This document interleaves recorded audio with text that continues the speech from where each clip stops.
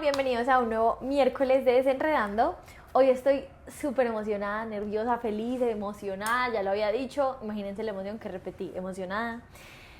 Hoy tenemos a Mateo Izaza y Mateo resulta que es uno de los 10 colombianos, o sea, se los voy a ir reduciendo. Hay 10 colombianos que han subido al Everest, ¿cierto? Él me va a corregir si lo digo mal.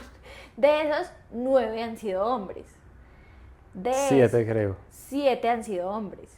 De esos 7, solo 2 han subido sin oxígeno al Everest. Y Mateo es el único colombiano que lo ha hecho solo completamente. Él no está en una expedición, se unió como agente y conoció gente, pero lo estaba haciendo 100% solo. Subiendo el Everest, y él también pues, nos contará más, existe como un servicio, una persona, el Sherpa, ¿cómo lo denominamos? Sí, existen expediciones, agencias que te prestan el servicio con guías, sherpas, porteadores. Ajá. Exactamente, entonces como un servicio es una persona que te ayuda a cargar las cosas, que te sirve de guía, y Mate se fue sin Sherpa, o sea, sin guía, sin oxígeno y solo, o sea, no, esto increíble.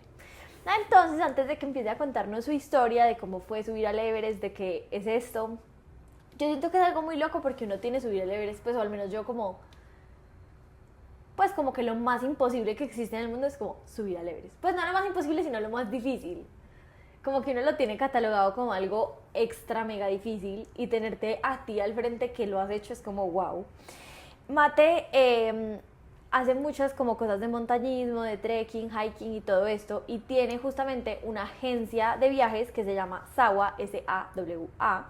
Pueden encontrar todas sus redes, igual saben que todos se los dejamos siempre abajo en la descripción del episodio, como @SAWA Travel Colombia. Y ahí él monta todas las expediciones que hace, no solamente de él, sino la gente que guía y diferentes cosas. Y ya quiero empezar a contar la historia, entonces bienvenido, Mate. Bueno, Susi, no, muchas gracias por la invitación y no, listos para compartir la historia. Listísimos, entonces yo creo que hay que empezar por el principio. O sea, tú eras un niñito que se soñaba el Everest, ¿de dónde sale esta idea de subir el Everest?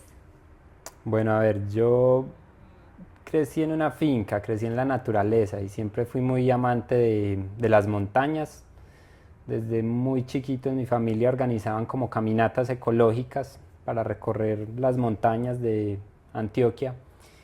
Y yo siempre estaba ahí metido desde los tal vez 10 años en las caminatas y me gustaba bastante. O sea, me identificaba con el monte, con las caminatas, un poco con el deporte también, aunque era muy niño.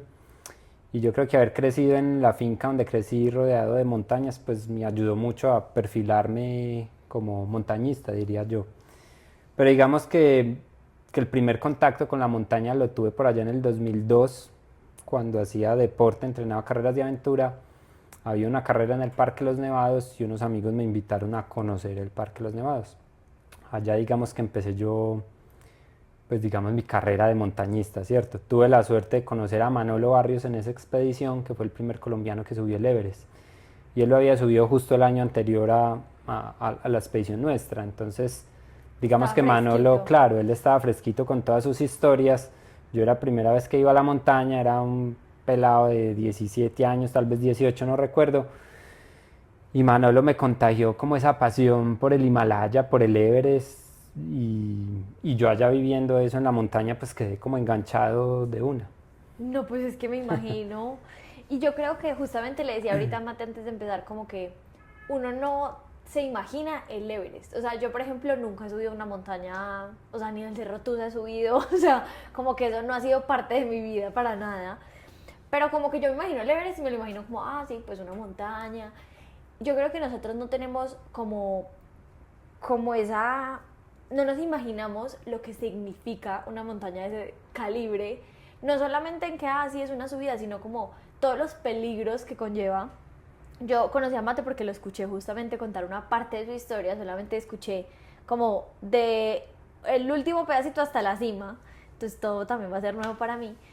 Y todo lo que tú contabas, yo decía, es que cómo así que eso existe, es que cómo así que la gente hace eso, y sin oxígeno la gente está loca. Entonces, quiero que nos des contexto, o sea, como que, listo, tú dijiste, yo quiero Everest, ¿cómo empieza uno a prepararse? ¿Por dónde empieza uno? Porque además no es como que mañana vuelo y subo y bajo, sino que es una preparación heavy de mucho tiempo.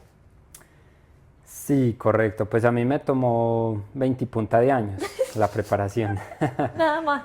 Pero, pero lo bonito del montañismo es que es un camino, ¿cierto? No es llegar como a la cima, sino todo lo que recorre. Yo empecé hace 22 años y en ese caminar pues he visitado los 5 continentes escalando montañas, entonces es como todo eso lo que uno recoge y lo que hace que el montañismo sea valioso para una persona, ¿cierto? Cada vivencia en cada montaña, cada viaje, cada persona que conoces. Entonces sí, fueron 20 y punta de años entrenando para ese sueño, porque ese sueño a veces me preguntan que cuándo le nació la idea de ir al Everest, y yo digo, la primera vez que subí una montaña. Cuando conocí a Manolo, yo recuerdo que yo dije, yo alguna vez quiero subir el Everest. Wow. Eso fue la primera vez que subí una montaña, y desde entonces dije, bueno, me voy a proponer subirlo, pero fue un sueño como dormido durante muchos años. Yo empecé a hacer montañismo, empecé a salir con él me enseñó, tuve otros profesores, empecé a salir solo, con amigos, a escalar montañas en Colombia, en otros países. Me fui formando, fui cogiendo experiencia, hasta que muchos años después, por allá tal vez en el 2018, empecé a sentir que ya había madurado, que llevaba muchos años en las montañas y que podía entonces empezar a planificar mi expedición al Everest. ¿Y tú la planificaste desde el inicio sin, o sea, qué necesidad había de subir al Everest sin oxígeno y sin ayuda? Necesidad ninguna. No, es difícil uno explicar por qué sube una montaña. Ahora, Ok. por qué la sube de una manera u otra. Alguna vez escuché una definición del montañismo que me gustó, donde decían que es un juego donde cada uno pone sus propias reglas. Y es así, vos subís la montaña y allá no hay nadie que te dé un premio, nadie te va a juzgar, o sí te pueden juzgar, pero allá estás solo y tú decides cómo lo haces, ¿cierto? Entonces o usas oxígeno, o usas una cuerda, o usas no sé cuántos sherpas que te ayuden. Entonces cada uno pone sus reglas al final, es un juego y mis reglas o mi motivación era hacerlo sin oxígeno porque de alguna manera yo quería, a ver, suena un poquito cliché, pero el montañismo es como un viaje interior, uno se empieza a conocer, tú vives en la montaña y aprendes un montón de cosas de ti mismo, de los otros, de la vida. Y esa búsqueda de subir el Everest sin oxígeno de alguna manera era como un poco esa búsqueda de los límites físicos humanos, que de alguna manera me enseñan muchas cosas a mí, entonces me daban la confianza, vencía los miedos, un montón de cosas bonitas que te aporta la montaña. No era necesario, no, yo podía haber subido con oxígeno, con sherpas o con guías, pero mi reto era ese era como mi propósito, mi proyecto y para el cual me preparé. ¿Y tú subiste a la primera o fue, o sea, o has subido dos veces una con y una sin? ¿O cómo es? Yo intenté subir en el 2021, que fue mi primera expedición. Eh, bueno, en realidad mi primer intento fue en el 2020, fue un fracaso porque no salí de Colombia, fue en el Ay, COVID, no. por eso hay que perseverar. Después en el segundo intento fue en el 2001, ahí sí viajé a Nepal, 21. perdón, 21, 2020, 2021, viajé a Nepal, allá estuve 2 meses escalando la montaña. Llegué a 7500 metros y no pudimos hacer la cumbre por el clima. Nos cogió una tormenta, entonces nos tocó regresar.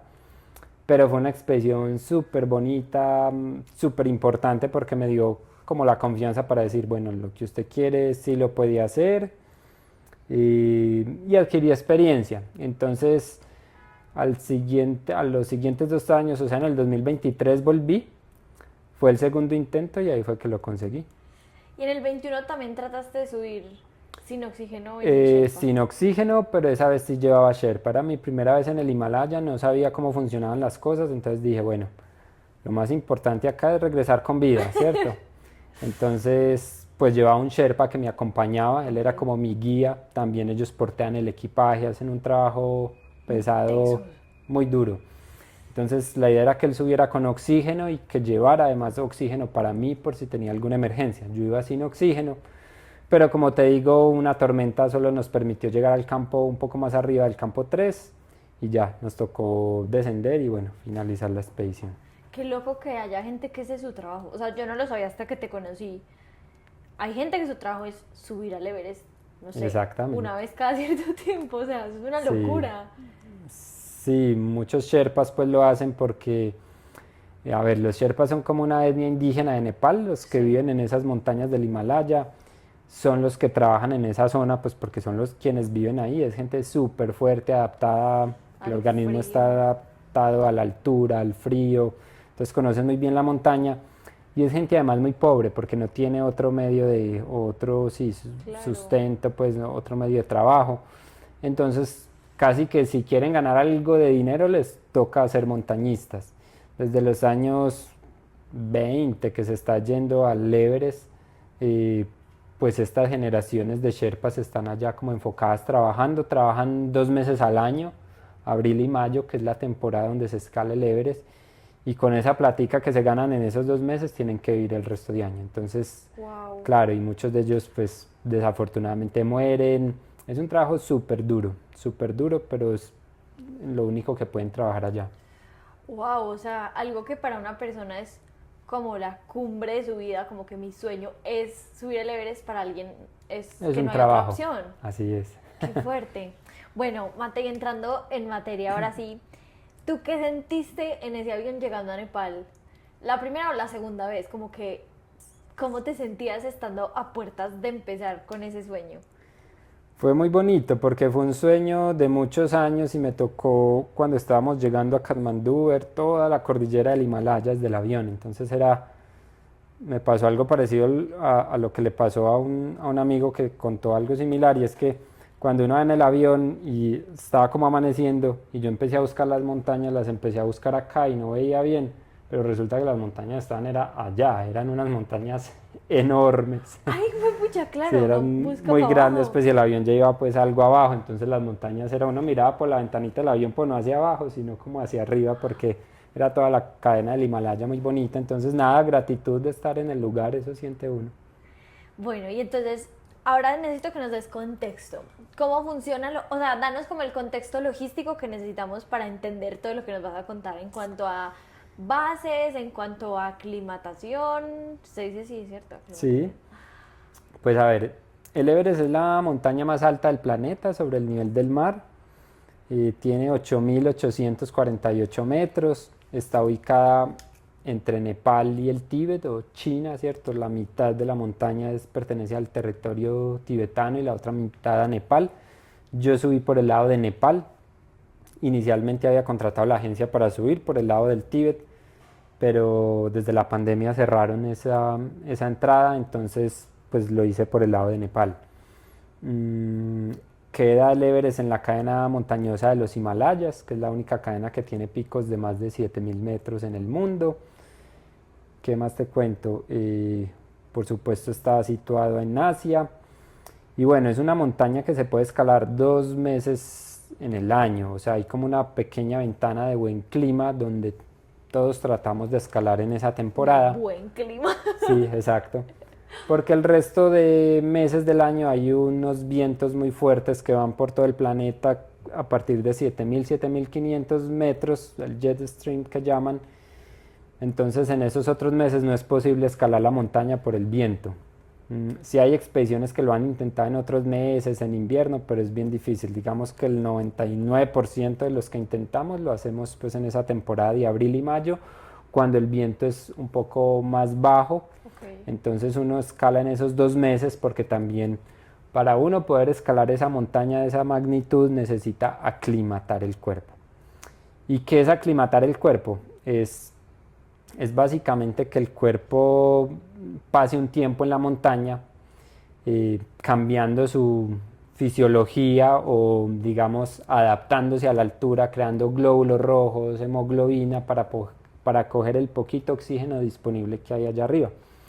Esa es, digamos, la dificultad mayor de escalar una montaña tan alta, que cuando uno asciende sobre el nivel del mar, pues digamos que la cantidad de oxígeno disponible en el aire es mucho menor a la que hay en el mar. Entonces, para hacerte como una comparación, allá en la cima del Everest tenemos más o menos el 30% del oxígeno disponible que hay a nivel del mar. Entonces es bien difícil para el cuerpo que le quiten el 70% del oxígeno y vivir con ese 30%. De hecho, Además, en condiciones súper difíciles, o sea, no claro, estás además tumbado en la caminando a menos playa. 40 grados, ¿cierto? Entonces es un choque bien fuerte y para que el cuerpo pueda sobrevivir a esa altura, tienes que hacer ese proceso de aclimatación que consiste en dormir en altura, bajar, dormir, bajar, cada vez un poco más alto para que el cuerpo poquito a poquito se vaya adaptando a esa altura extrema. Entonces por eso las expediciones son tan largas, dura casi 1 o 2 meses en todo el proceso. O sea, desde que tú llegas a Nepal hasta que subes y vuelves a bajar son 2 meses. Aproximadamente 2 meses, sí. Claro, no es llegar y subir y ya. Exacto, además que desde Katmandú, que es la capital de Nepal, tú tomas un avión, tal vez 45 minutos y te deja ya como en el inicio del valle hacia el campo base del Everest o hacia el Everest, ¿cierto? Es el valle del Khumbu que llaman. Y una vez te deja ahí la avionetica, pues tienes que caminar 8 días hasta la base de la montaña. Entonces después de ese trekking de 8 días tú ya te sitúas en lo que llama uno el campamento base del Everest. Y ese campamento base es básicamente 2 kilómetros de carpas de personas de hasta 100 nacionalidades diferentes, todas con el único objetivo de escalar la montaña. Entonces esas carpas digamos, se arman encima de un glaciar, y es un glaciar, pues todos los glaciares se mueven muy despacio, pero se mueven. Entonces digamos que en el campo base no hay ninguna construcción, todos son carpas. Tú pones tu carpa planita y a los 8 o 15 días la carpa ya se ha movido y la tienes que quitar, picar el hielo y volver a planar, porque el glaciar se mueve muy despacio pero se va moviendo. Entonces eso es lo que es el campo base del Everest, aproximadamente 2 kilómetros de carpas con las expediciones de todas partes del mundo. Allá vivimos entre 1.500 y 2.000 personas esos 2 meses, entre cocineros, porteadores, sherpas, escaladores, médicos, todo lo que se necesita pues para todas las personas que se necesitan para escalar una montaña, todo el soporte logístico. Vive allá aproximadamente unos 2 meses, unas 1.500, 2.000 personas pueden llegar a convivir allá en una temporada. Y tal vez unas 1.200, cada año sube un poquito más, pero más o menos unas 1.200 intentan escalar esa cima. Entonces a partir del campo base, que es ese campamento que te digo de 2 kilómetros grande, que es cómodo, ya les hablaré un poquito del campamento, a partir de ahí hay otros 4 campamentos mucho más pequeños, ya en los glaciares arriba en la ruta hacia el Everest, que son los que te van a permitir pues armar tu carpita más arriba, aclimatar y llegar a la cima. Sí, porque no es un plan de un día, o sea, es como que tienes que subir y dormir y esperar y que el clima despeje. Exacto, ese proceso de aclimatación consiste en que subes al campamento 1, duermes ahí unas noches y vuelves y bajas a descansar. Te recuperas y vuelves y subes al 1, ahora puedes subir un poquito más, puedes subir al 2, dormir y vuelves y bajas al campo base. Wow. Entonces así es el proceso de aclimatación, como subir a los campamentos de altura, dormir allá y volver a bajar al campo base. Mate, y de esas 1.200 personas que intentan al año aprox, ¿sabes cuántas suben?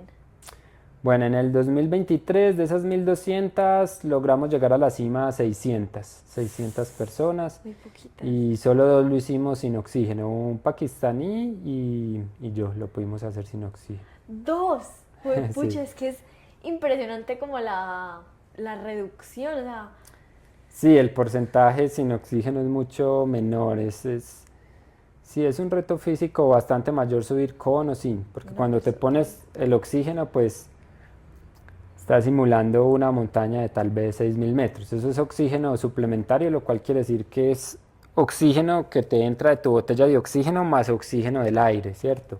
ok. Es una máscara como que tiene unos huequitos abierta. No es lo mismo que cuando tú buceas que te pones Sí. oxígeno, pues, o aire, ¿cierto? 100%, ¿no? Aquí te entra el oxígeno del aire más el oxígeno o el oxígeno puro, pues, de la botella. Okay. Entonces, claro, con la botella de oxígeno, pues, es bastante más fácil. Pues de sí. 600 a 2, bastante más fácil. Sí, sí, claro, cuando tú te pones oxígeno, tu cuerpo se calienta, tienes fuerza, tienes energía.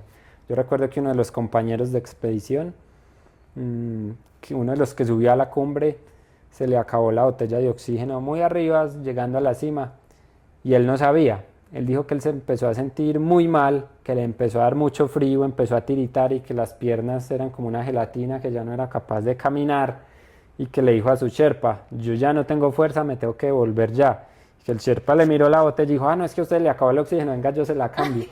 Y él se la cambió y él cuenta que cuando se la cambió y se puso la máscara, él sentía como inmediatamente la energía le volvió a las piernas y el calor volvió, el cuerpo se empezó a calentar Wow. nuevamente. Él dijo, no, pues eso es como Popeye, comerse las espinacas y seguir caminando. Claro, no quiere decir que escalar el Everest con oxígeno sea fácil, Ah, no, ¿cierto? para Tienes que nada. pasar 2 meses allá, claro, también pasas muchos peligros, mucho frío, no duermes bien, no comes bien, es un reto también, pues, muy importante subirlo con. Sí, no, total, no. No vamos a desmeritar a los que lo han hecho sin. Bueno, entonces llegaste al campamento, ahora sí. Bueno, uno llega entonces al campamento base después de caminar 8 días. Yo contraté una agencia, que es obligatorio contratar una agencia que te preste los servicios en el campo base y que te tramite los papeles ante el gobierno de Nepal o los permisos para poder escalar la montaña. Nepal es un país súper pobre, viven básicamente del turismo o del Everest. Cobran un permiso de, ahora va a estar como en $15,000, es la entrada. Para poder escalar la montaña no te dan ni una guapanelita, nada, o sea, ¿Qué? pague 15,000 y tiene 2 meses para subir y si no, para afuera. Entonces esa agencia te tramita ese permiso ante el gobierno y además te presta los servicios en el campo base. ¿Qué son los servicios en el campo base?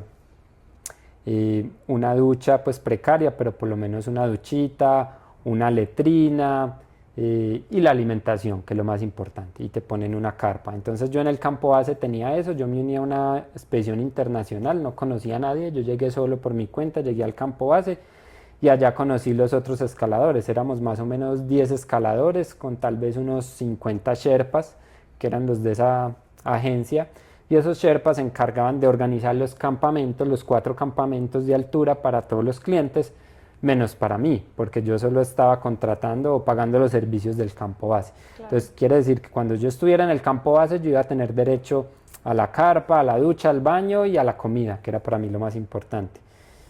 Pero ya de ahí para arriba yo era el que tomaba las decisiones, yo me iba solo, yo cargaba mis equipos, mi comida, mi combustible, mi carpa, yo estaba solo de ahí para arriba en la montaña. Pues solo es que, bueno, encontraba más personas, más escaladores, pero nadie iba a estar conmigo escalando, ni un amigo, ni un Cuidándote sherpa, ni tampoco. nadie cuidándome. Entonces, digamos que ese fue, digamos, la manera como yo decidí ascender, pagando los servicios en el campo base. Yo llego allá al campo base, aproveché para guiar un grupo de personas desde Colombia. Al campo base van aproximadamente 50,000 personas cada año, solo hasta el campo base, porque es una de las caminatas más bonitas del mundo. Lo Sí. puede hacer cualquier persona que le guste caminar sin mucho estado físico, pero que camine, O lo sea, hay puede gente que hacer. va solamente hasta el campo. Sí, 50,000 personas al año van solo al campo base, miran la montaña, ven el campamento y se regresan. Chao. Esa es una expedición de más o menos 11, 12 días. Entonces yo subí guiando un grupo de 12 colombianos, entre Wow. ellos estaba mi hermano, mi esposa. Entonces fue también muy bonito porque ellos se despidieron de mí allá en la montaña, me entregaron como a la montaña, ¿cierto? Y Wow. se regresaron ya con otros guías y yo me quedé allá pues el resto del tiempo escalando la montaña. Entonces digamos que una vez yo llego al campo base, paso tal vez una semana ahí, yo llegué temprano, entonces me tocó esperar casi que una semana a que pusieran unas cuerdas por una parte de la ruta que es muy peligrosa.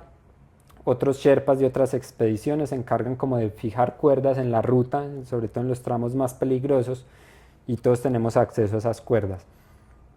Entonces estuve ahí como aclimatando una semana y luego sí empecé a hacer mis rotaciones. Las rotaciones era lo que te decía, subir a los campamentos de altura para aclimatar y descender.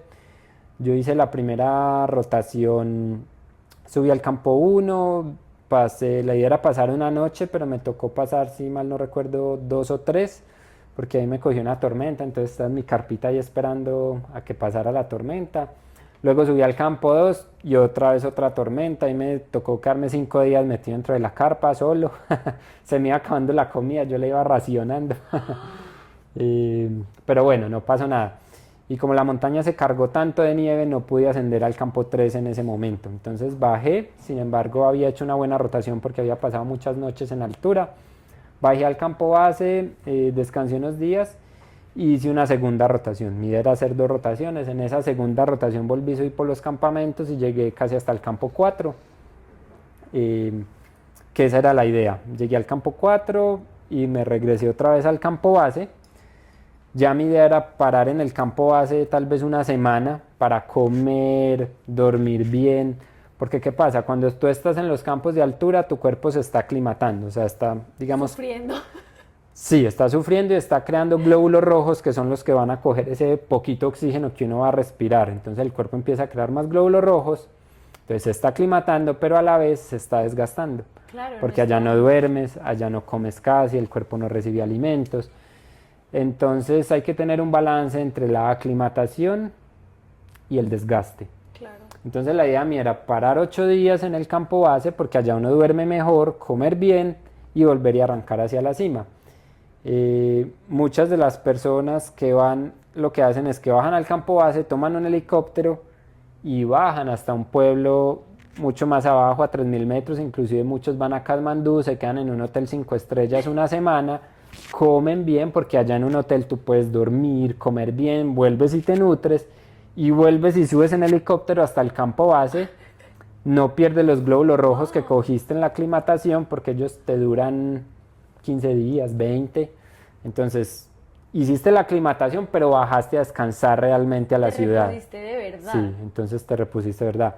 Yo no me podía dar ese lujo por el presupuesto, entonces solo bajaba al campo base, que igual es muy alto, son 5300 metros, pero yo me aclimataba bien y yo comía bien allá y dormía bien, entonces para mí no era un problema. Bajé al campo base, quería quedarme una semana, pero resulta que cuando bajé, al otro día me dijeron, hay una ventana de buen clima dentro de 5 días, y si tú quieres ir a la cima dentro de 5 días, pues tienes que salir ya, ¿cierto? Un día al campo 1, otro día al 2, otro día al 3, al 4 y el quinto día vas a la cima. Mate, perdón, ¿esos 5 días es porque eso se demora uno o justo por la aclimatación también? O sea, si uno tuviera No, ahí tú ya estás pulmones- aclimatado, Ok. tú ya hiciste el proceso de aclimatación, Ok, pero lo haces en 5 días porque claro, los trayectos son muy largos, entonces te demoras un día yendo al 1, listo. descansas, otro día vas al 2. Entonces digamos que tienes que adivinar la meteorología para 5 días antes. No es como, ay, mañana quiero hacer la cima. Pues si estás en el campo 4, sí.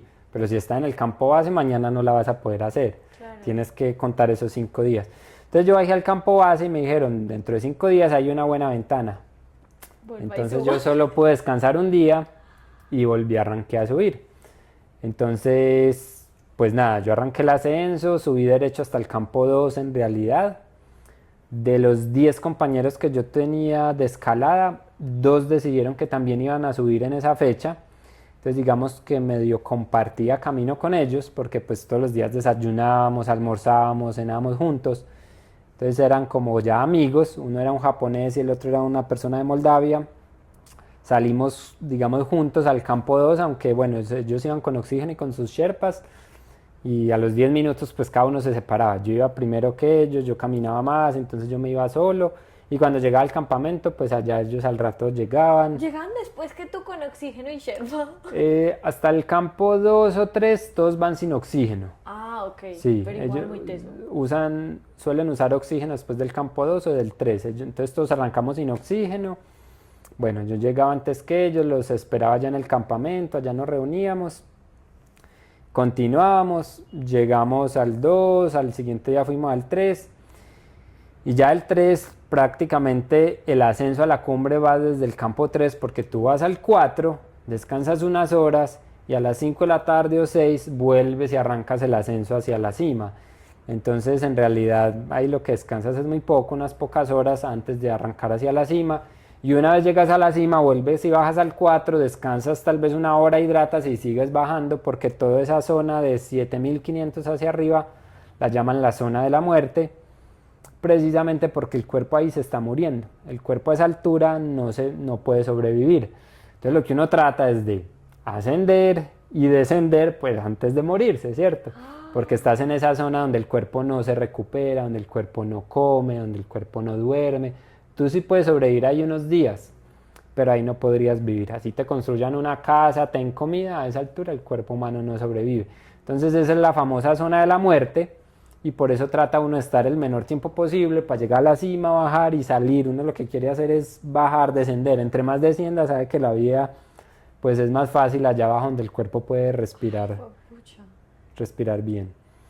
Entonces salimos del campo 3 digamos juntos, salimos el japonés, el chico de Moldavia, los sherpas de ellos y yo, salimos todos hacia arriba. Yo también me fui de primero, yo llegué al campo 4 solo, armé mi carpa, empecé a derretir hielo, a hidratarme y mi plan era salir a las 6 de la tarde. Yo llegué tal vez a las 12 del día y mi plan era descansar esas 5 o 6 horas, derretir todo el hielo que pudiera y arrancar hacia la cima. Y eran las 5 o 6 de la tarde, ya estaba empezando a oscurecerse y mis compañeros no llegaban. Entonces yo nunca los vi.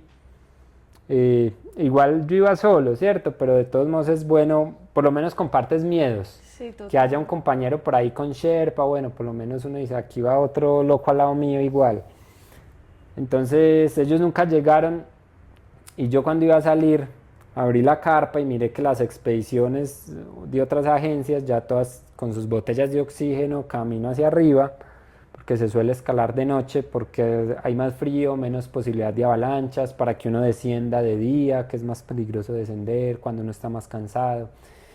Entonces así se hace un poco más seguro, por eso escalamos de noche. Pero a esas horas había mucho viento. Y uno de los problemas de subir sin oxígeno es que el cuerpo pues no tiene el suficiente oxígeno para calentarse, no produces tanto calor. Entonces uno de los mayores problemas son las congelaciones. Entonces yo decía, con este viento y sin oxígeno para mí no es una opción. O sea, me puedo congelar, puedo tener una congelación muy fácil. Entonces mandé un mensaje satelital a mi hermano y le pedí que entrara a una página web para él mirar la meteorología y comparar con lo que a mí me decía el GPS. Y él me dijo, parece que a las 8 de la noche el viento va a bajar, entonces espere. Y yo dije, bueno, listo, me va a tocar esperar. No, estoy en una carpita en la mitad de la montaña solo. Ay, no, pucha. Claro, y yo veía que todas las lucecitas ya iban por allá escalando la montaña, ya habían salido. Y eran ya las 8:30 de la noche y el viento seguía duro. Entonces yo dije, bueno, es ya o es nunca. Yo en el 2021 ni siquiera pude hacer el intento, así que por lo menos que haga un intento. Si me estoy congelando, de una me devuelvo, ¿cierto? Si me siento mal, me devuelvo. Entonces nada, me abrigué bien y arranqué para arriba de último. Fui la última persona que salió esa noche hacia la cumbre. Tal vez iban unas 50 personas delante de mí. Salí solo, pero pasa como cuando tú vas en un carro y para el de adelante, todos los de atrás tienen que parar. Entonces seguramente alguien iba muy despacio porque yo a ellos los alcancé, tal vez a 2 horas después yo alcancé la línea de personas. Todos vamos subiendo por una cuerda, vamos detrás, uno detrás del otro. Y yo alcancé el último y ahí estuve toda la noche, detrás del último pasito, entre paso. Ya cuando amaneció, empezó a ventear más. Entonces, muchas de las personas que iban delante de mí se empezaron a devolver. Y los otros que sí siguieron ya iban muy adelante de mí. No les había tocado como ese taco, pues. Entonces, fue un momento hasta bonito porque yo me quedé solo. Eran las 6 de la mañana, empezó a amanecer y todo el mundo empezó a devolver y cuando miré para arriba los otros me llevan 2 o 3 horas. Entonces yo ese pedazo de la montaña lo escalé solo todo el tiempo. Mate, y ese pedazo, pues porque uno se lo imagina como subiendo literal. ¿Es escalado literal de escalar o de Es caminar? muy pendiente, es muy pendiente. Hay unas cuerdas fijas donde tú te pegas con un aparato que va a tu arnés, ¿cierto? Pero sí, ahí tiene inclinaciones de 60, 70 grados, o sea, es bien pendiente. Que es con poleas y no subes. Sí, como con unos mosquetones y unos aparaticos que te pegas a la cuerda por si te resbalas, ellos te tienen de la cuerda y vas entre hielo y nieve todo el tiempo y vas de noche. Esa parte es bien pendiente, hay algunas partes que medio se aplana, pero bueno, hay tramos de la ruta muy, muy pendientes. ¿Y qué sentiste ahí tú solo en ese lugar? El silencio, el viento, el amanecer, como que en ese punto que estabas sintiendo en tu ser. Pues en realidad por lo menos lo que yo tenía era una concentración absoluta en que lo que estuviera haciendo lo estuviera haciendo bien. Okay. Porque sabía que uno ahí se está jugando la vida, entonces que no te puedes equivocar en ningún detalle. Entonces nada me importaba, todo lo bloqueaba y solo me importaba que tuviera la temperatura correcta en los dedos, que sintiera los dedos de los pies, que estuviera respirando bien, que no tuviera dolor de cabeza para no estar desarrollando un edema o alguna enfermedad de altura que te mate en unas horas. Entonces era como un estado de alerta máxima el que yo tenía que me estuviera hidratando, que estuviera comiendo mis geles energéticos. Son muchas variables que tienes que tener en cuenta, muy presentes. Entonces yo tenía una Claro. concentración absoluta. A veces me preguntan, uy, ¿usted mire? No, yo no mire nada. No Yo mire. era concentrado en no matarme, Claro, ¿cierto? que el siguiente paso no me vaya a morir y Exacto. ya. Cuando llegué a la cima sí tuve mi momento, pues, y se le salen a uno las lágrimas y puede admirar el paisaje. Pero lo que te decía ahorita es que el camino es todos los años, ¿cierto? O toda la aclimatación previa a esos 2 meses, no es solo ese intento a la cumbre. Total. Entonces nada, yo escalé toda esa noche, amaneció y ya escalé solo.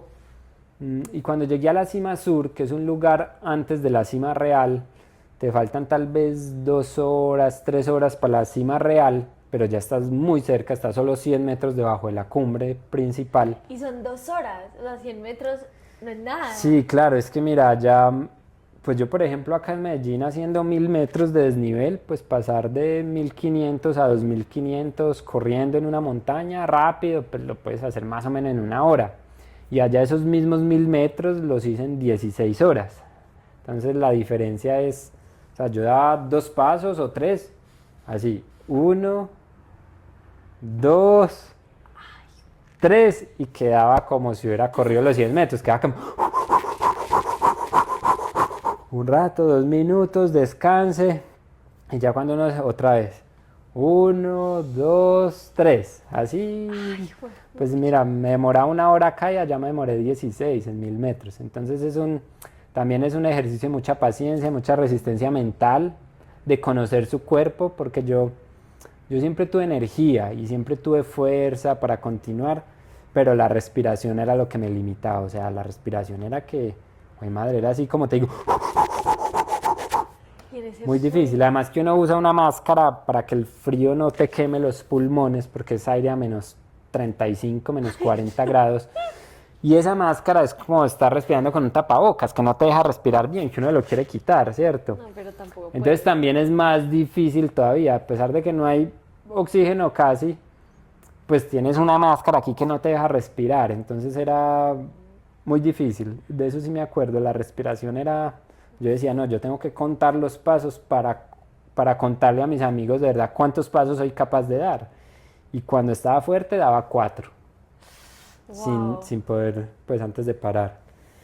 Y entonces sí, así fue como llegué a la cima sur y recuerdo que ahí cuando ya me faltaban, cuando ya vi la cima real, había un grupo, tal vez unas 10 personas, que se está devolviendo desde ese punto, o sea, ya muy cerquita y devolviéndose porque ahí cambia uno como de vertiente y pega más el viento. Entonces ahí el viento era tan fuerte y yo los vi a todos devolviéndose con sus sherpas y me miraron y yo los miré y yo miraba en la cima había gente. Yo veía que había gente en la cima, otros cuantos por ahí saltoneados en el camino hacia la cima y el grupo el que yo había alcanzado. Pero ellos todos iban para abajo. Entonces cuando yo fui a seguir, yo recuerdo que una mujer me puso como la mano y me dijo, como, hey, pare pues, ¿te vas a morir o qué? Mira que todos nos vamos a devolver, mira el viento, mira lo tarde que está, estábamos muy tarde porque toda la noche nos demoramos en esa fila, entonces íbamos tal vez unas 6 horas de retraso, era muy mal pronóstico y mucho Demasiado. viento. Entonces la chica me miró y me dijo como, no siga, y todos ellos callados y me miraron y yo los miré y yo decía, pucha, ¿será que me voy a morir? Yo sé que esta es la parte donde todo el mundo me muere, ¿qué hago? Por la cima está ahí. Pero nada, yo me hice como un autoexamen y yo dije, pues que yo tengo buena temperatura, yo no estoy tiritando, yo siento dedos de pies y manos, estoy respirando bien, no estoy extenuadamente cansado, no, yo sigo para arriba. Y como que le dije a ella no y seguí, y no sé si por esa decisión como que dije, güey, pucha, me voy a morir o qué, pero a mí esa fue la parte que se me hizo más fácil, más rápida, como por la adrenalina. A mí cuando me dicen, y llegó mamá a la cima, no, nada, yo llegué con energía, yo llegué a esa cima, era mirando la hora, pucha, son las 12 del día y yo quería llegar a las 6 de la mañana, me tengo que volver es ya. Además que llegué también solo, cuando yo llegué solo había una parejita. Bueno, antes de llegar, continué y hay una parte que se llama el escalón Hillary, donde hay una roca grande que hay como que escalarla con una cuerda. Y cuando llegué ahí, justo los que bajaban de la cima estaban usando la cuerda. Entonces me tocó como parar ahí un momento, tal vez unos 10 minutos, a esperar a que ellos hicieran rappel por esa cuerda. Y el tiempo es como todo en ese Claro, uno ahí, momento. entonces ahí pues estaba yo parado esperando y me dio por mirar hacia el ladito y vi una persona ahí sentada así, un señor sentado como mirando al paisaje.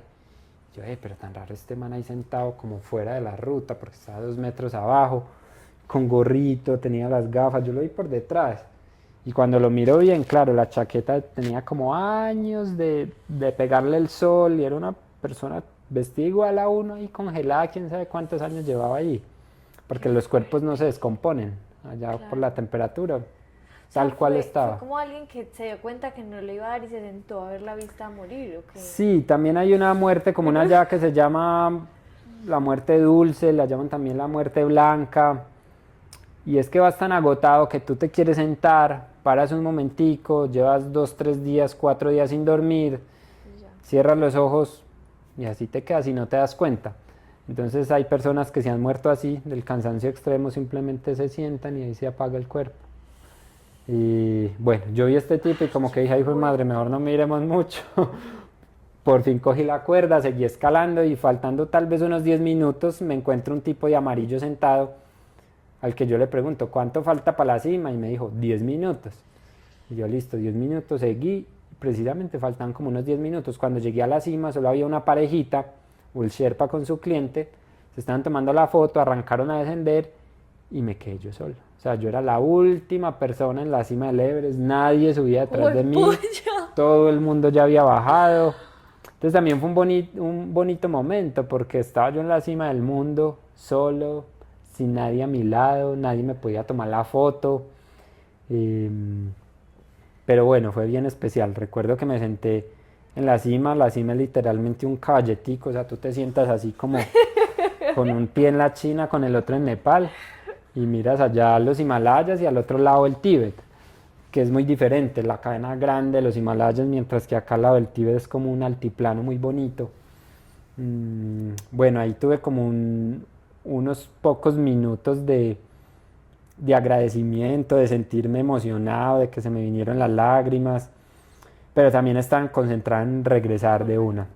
Entonces ahí no pasé más de 10 minutos y para abajo. Entonces empecé a bajar muy rápido y en el descenso alcancé el tipo de amarillo, el que me había encontrado de su vida.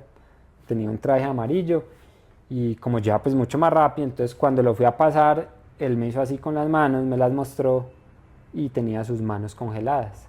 Ya no le funcionaban, tenía como 2 deditos que todavía le funcionaban, la otra mano estaba congelada y estos dos como también, y ya no era capaz como de sacarse su mosquetón del arnés y unirse a las cuerdas. Entonces pues los montañistas sabemos que el que le pase algo a más de 8000 metros, Y ya sobre no todo hay cómo las manos, ayudarlo, o sea, como claro. que... Y uno allá escasamente se para uno, tiene ahí fuerza para pararse y para respirar, ahora cómo ayudarle a otro. Todos sabemos que uno ahí no tiene cómo ayudarle a otra persona. Sin embargo, el tipo estaba como parado. Estaba él y tenía fuerza y me hablabas, pero tenía congelación en las manos. Y yo dije, ¿cómo dejó este man acá muriéndose? Nadie más viene detrás de mí, nadie más le va a ayudar. O sea, hiciste lo que todo el mundo dice que no debes hacer nunca en esa situación. Pues sí me estaba metiendo en un problema porque estaba retrasando mi descenso y yo tenía que descender rápido, especialmente porque iba sin oxígeno, porque iba súper tarde y no quería que me cogiera un edema, alguna cosa, alguna enfermedad ya o que empeorara una tormenta. Entonces, bueno, decidí ayudarlo porque el tipo tenía fuerza.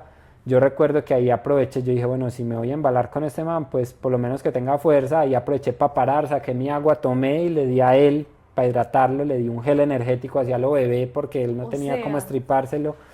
Y cuando le quité la máscara, él me dijo, ahí medio le entendía, me dijo, revíseme mi oxígeno. Y yo le revisé el oxígeno acá detrás y cero. Claro, el man ya no tenía oxígeno. Pero cuando uno va a vivir, vive. Cuando yo vi que no tenía oxígeno, ahí al lado de nosotros había una botella tirada en la nieve. Y usualmente esas botellas que están tiradas pues están vacías. vacías.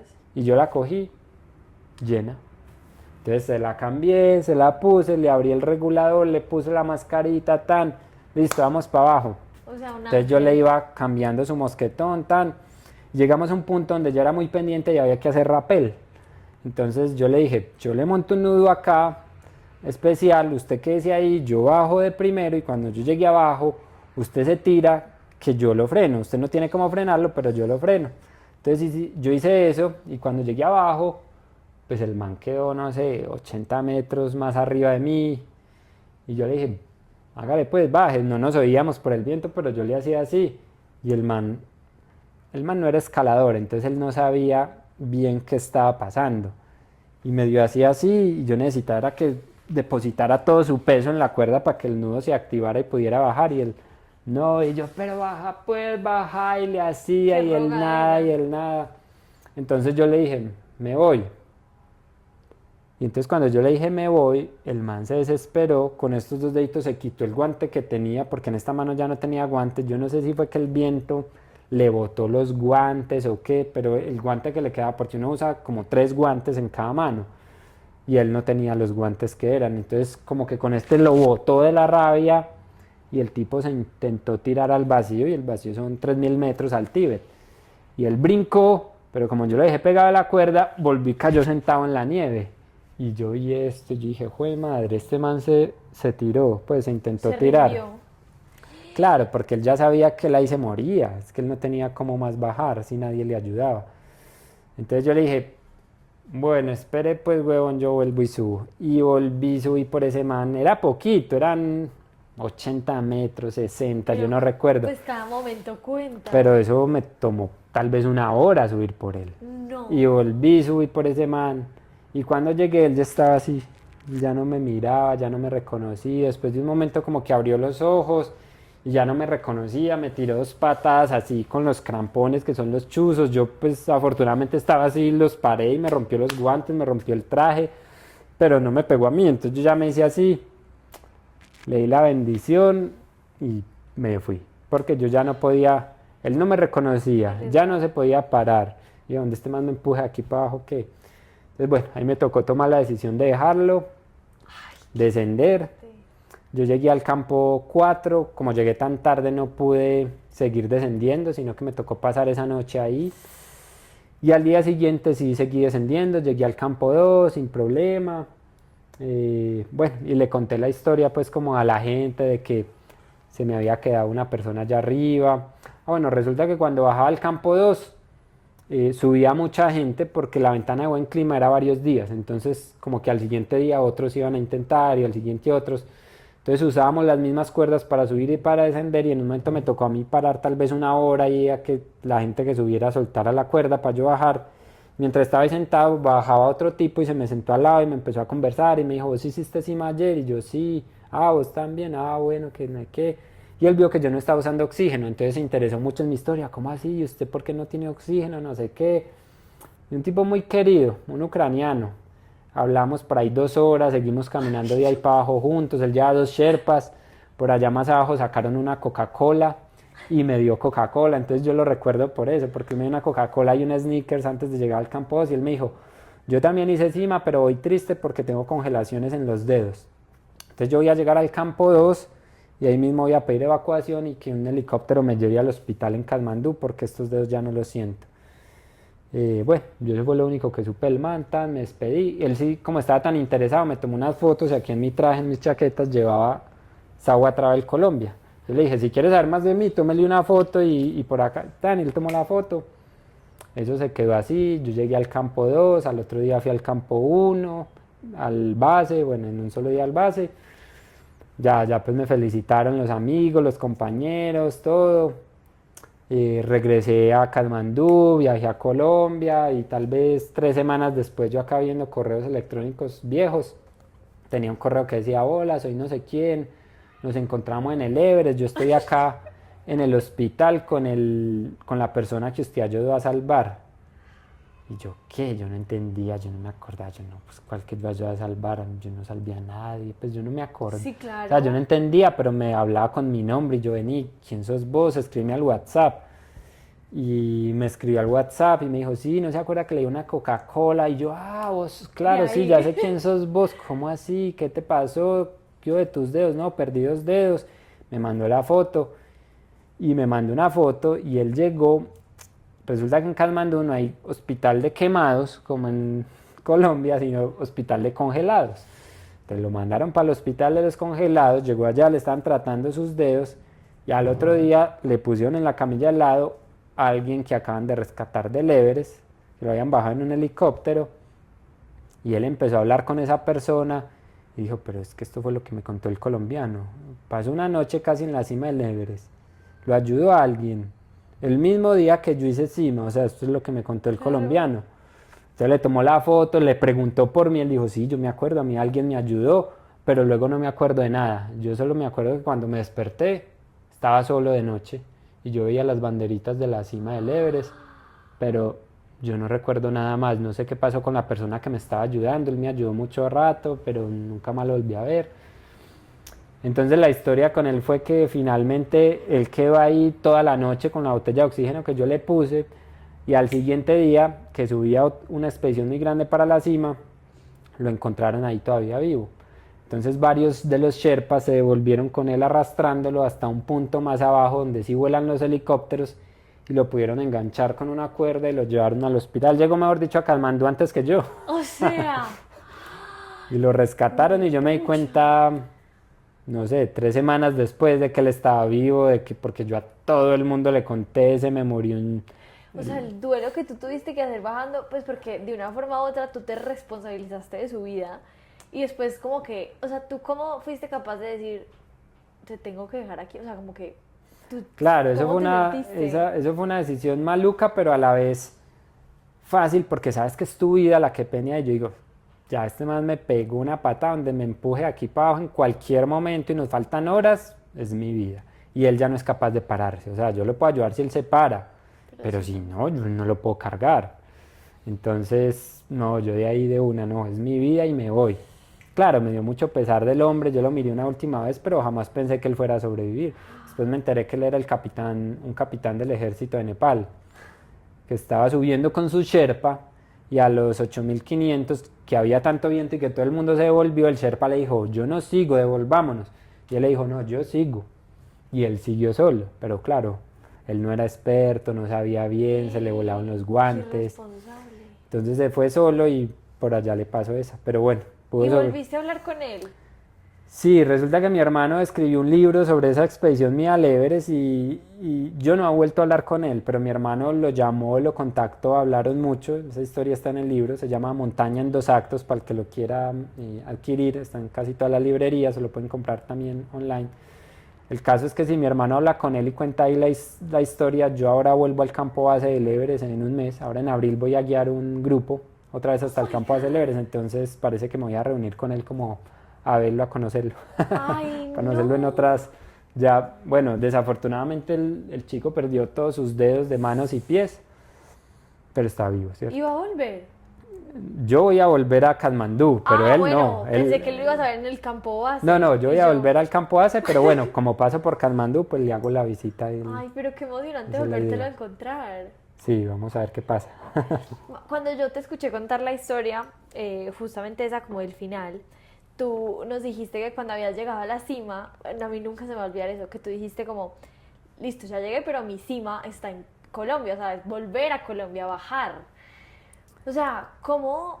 Porque uno en su mente dice, lo más difícil es subir, porque claro, uno tiene como todo el empeño en subir el Everest. O sea, el sueño de nadie, o nadie lo dice así, es subir y bajar el Everest. Ajá. Entonces, cuando ya no te quedan fuerzas, cuando ya no te quedan energías, cuando estás drenado, ¿de dónde sacas fuerzas para bajar y volver a Colombia? O sea, como que, wow, lo logré, pero me falta la mitad.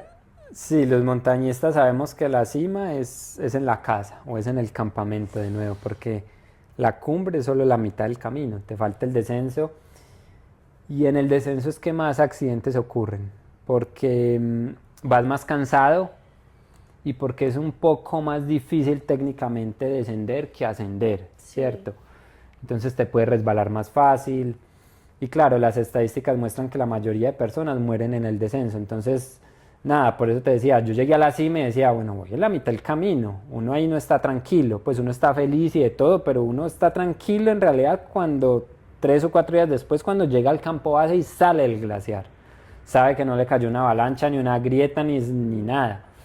Ahí es cuando tú dices, pucha, llegué a la cumbre. Cuando llegaste al campo base y te quitas los crampones y ves la civilización, ahí dices, llegué a la cumbre. Yo le había dicho a mi esposa, la cumbre es en el aeropuerto cuando nos volvamos a encontrar y abrazar. Sí. O sea, este episodio lleva 55 minutos y yo llevo 55 minutos avisada. O sea, pues pucha, quiero que nos hables un poquito, o sea, quiero que nos hables demasiadas cosas, pero en este momento la mencionaste. Obviamente no tenemos a tu esposa aquí, pero fue pucha, ¿cómo se quedó ella? Además que te fue a dejar al Everest, literalmente. Yo no sabía esa parte, como que sabiendo todos los peligros que era, o sea, cómo fue esa despedida, cómo fue ese reencuentro.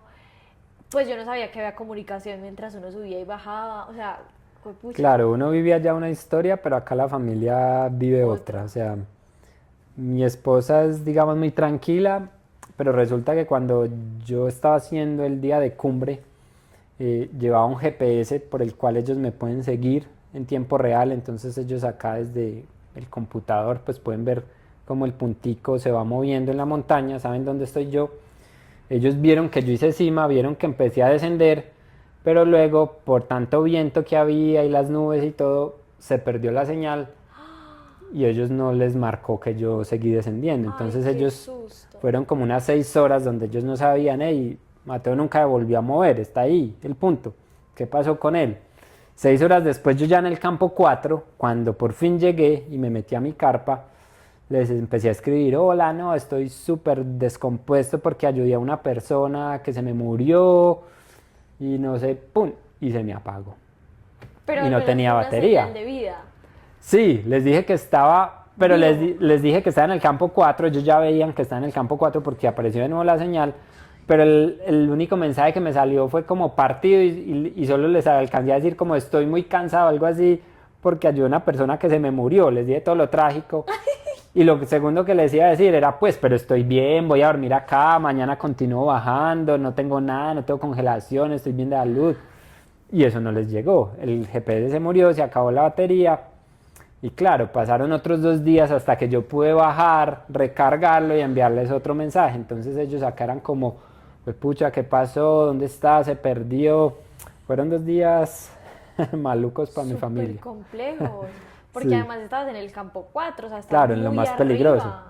Está Ibas en la a parte dormir más ahí, peligrosa. que por lo que nos dijiste, no Ellos no recomiendan saben, dormir ahí. exacto, ellos no pensaban que yo iba a dormir ahí porque yo siempre les había dicho en el campo 4 no se puede dormir, yo llego allá y como sea sigo bajando, pero claro, no contaba con que iba a llegar de noche, bien cansado, sin líquido, sin nada, entonces yo tomé la decisión, bueno, yo me siento bien, voy a dormir acá, y eso fue lo que hice, porque ya seguir bajando hasta el campo 3 era muy largo y toda la noche sin mi equipo para derretir nieve, sin nada, o sea, dije no, prefiero arriesgarme acá en el campo 4 y dormir. Mate, y ahorita al inicio nos decías como, pues nos hablabas que la primera vez que fuiste no pudiste subir por el clima. O sea, que el rol juega justamente ¿qué palabra le ponemos a eso? Como soltar el control. O sea, ¿cómo te sentiste tú, por ejemplo, la primera vez? Como, pucha, estoy aquí, estoy viendo el Everest, ¿cómo no voy a poder subir? O sea, ¿cómo sueltas tú el control en una situación así? Pues esa es una de las enseñanzas bonitas de la montaña, y es que ella es la que decide.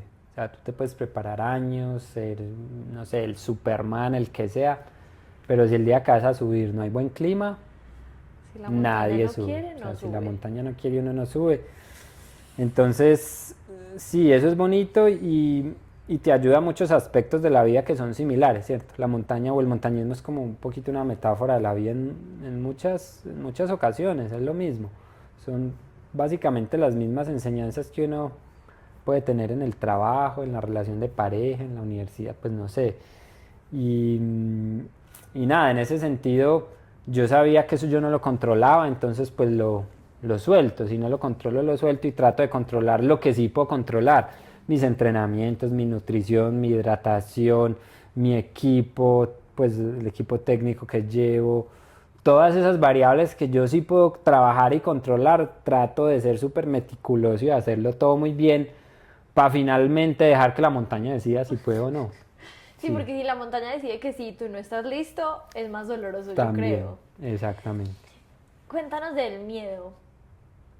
El ¿Cómo lo miedo hiciste tu amiguito en este paseo? es un amigo de los humanos. Lo importante es como integrarlo y que no se apodere de uno, porque el miedo es el que nos marca la pauta, el camino, la ruta, pero también muchas veces el que nos pone la muralla. Entonces ahí está como ese juego de, bueno, el miedo para qué me sirve, cómo lo utilizo, hasta dónde. A veces me preguntan que si es que yo no tengo miedo, o que si nunca tuve miedo. Siempre. Miedo, Dos siempre. meses de miedo Lo que, intenso. lo que pasa es que hay que vencerlo, hay que confiar en uno. También es bonito eso, que es sacar esa confianza que uno tiene de sí lo puede hacer. Cuando yo estaba en el campo 4 iba a subir hacia la cima, yo decía, pucha, hay muchas posibilidades de morirme. O sea, voy sin oxígeno, voy con este viento, voy solo, está de noche, estoy en el Everest. Claro, el miedo está ahí latente más que nada, pero también por el otro lado está mi motivación, mis 20 y punta de años entrenando, mi fuerza, mi tranquilidad y mi confianza más que nada. Entonces es como poner las dos ahí a que peleen Que y negocien. sí. Pero es tenaz porque no es, o sea, normalmente yo, por ejemplo, con mis pacientes y la gente con la que pues, charlas, talleres, todo esto, hablamos del miedo como algo muy miedo a empezar una empresa, miedo a querer ir a la gente, pero tu miedo no era miedo imaginario, era supervivencia, o sea, era todo tu cuerpo diciéndote, nos estamos muriendo, amigo, devuélvete. O sea, es un miedo distinto. Sí, sí, no, porque precisamente a mí las cosas que más miedo me dan o me daban o me dan son esas cosas no físicas, o sea, las avalanchas, las grietas, la oscuridad. Sí, algo de miedo te dan, pero no es mi mayor obstáculo a vencer, ¿cierto? Yo soy tranquilo en ese sentido. Tenía otros miedos más importantes, pucha, fracasar, darme cuenta que no soy capaz, Wow. ser juzgado, o sea, esos miedos eran los más difíciles para mí. Pero bueno, como te digo, uno va y se lanza a todo y contra todo y con su corazoncito que lo lleve hacia la cima, O sea, abriendo camino. estoy erizada de pies a cabeza. Fue pucho, o sea, como uno escalando el Everest, el miedo que prima no es a morir, a que se abra un hueco en el suelo y que El una mío, avalancha, sí, el tuyo, sí, sino no sí, ser es muy capaz. paradójico. O sea, entrenar todo lo que entrené y que no me dé subir. Claro, por eso te decía ahorita que la montaña es una maestra, porque una de las cosas que yo he tratado toda mi vida de mejorar o de luchar es esa dualidad que tenemos los seres humanos y eso que llamamos ego, ¿cierto? Porque ¿qué hay detrás de tener miedo a fracasar, a no ser capaz? ¿Qué es eso? ¿Eso Sí, cómo se el llama? puro ego. Ego, ¿cierto? Pero precisamente de esa manera es que uno lo vence, pues, y cuántas montañas yo no he sido capaz de subir, un montón, ¿cierto? Entonces ella te va como poniendo en tu punto, te va domando y muy bonito porque tú subes la cima del Everest y tú te sientes, pucha, Superman, o sea, estoy en la Estoy cima del del mundo, mundo, o soy sea. Superman, pero a la vez miras y ves lo frágil que eres y dices, pero soy nada. Entonces la montaña te hace sentir grande y diminuto en un mismo momento. Sí, o sea, ventea duro y yo vuelo. O sea, salgo volando. Yo o el mejor del mundo, Sí, ¿cierto? total. Entonces te Ay, pone qué en su lugar, loco. O nos pone a sea, todos en su lugar. me parece súper fuerte lo que dijiste porque es, o sea, hasta dónde nos acompaña el miedo a no ser capaces de fracasar. En todos los Tan, aspectos de la vida. Por eso te decía ahorita que el montañismo es como la vida misma. estoy demasiado Son los choqueada. mismos. Y mi Everest, en este caso, fue un Everest de hielo y roca, ¿cierto? Pero todos tenemos un Everest y todos tenemos un Everest para escalar, para vencer, ¿cierto? Unos miedos que superar. Esa ha sido mi escuela. Y tú ya tenías tu hijo cuando te fuiste, ¿cierto? No, nada, era un deseo de muchos años Ok. y llegó un mes después. O Sí, sea, la vida estaba esperando que tuvieras tu Everest para mandarte tu segundo Everest. para mandarme el Everest más importante, así es. ¡Wow! Sí, ahora disfrutando el niño, ya tiene un añito. Sí, es que justamente estaba pensando, o sea, en abril, mayo, o sea, en un mesecito cumples 2 años de haber subido y en Ujú. un mesecito vuelves, o sea, vas a volver a estar allá después de 2 años de haber subido. Claro, va a ser muy bonito porque va a ser como un momento para, pues voy a guiar un grupo, pero también va a ser una oportunidad como para mirar el Everest con otros ojos, ¿cierto? Ya sin ese deseo de llegar allá, más como con esa gratitud por haber podido subir y regresar. Entonces es un viaje soñado para mí, la verdad, volver a la montaña y llegar aunque sea al campo base. ¿Y quieres volver a subir algún día? Yo creo que no, No hay necesidad. yo creo que ya tengo otros Everest más Sí. prioritarios y cosas más. Sí, son momentos de la vida, ese era el momento de subir la montaña, o sea, no puedes decir nunca que no, tal vez guiando un grupo, yo no lo sé, pero no es mi proyecto ahora, ¿cierto? No es ese.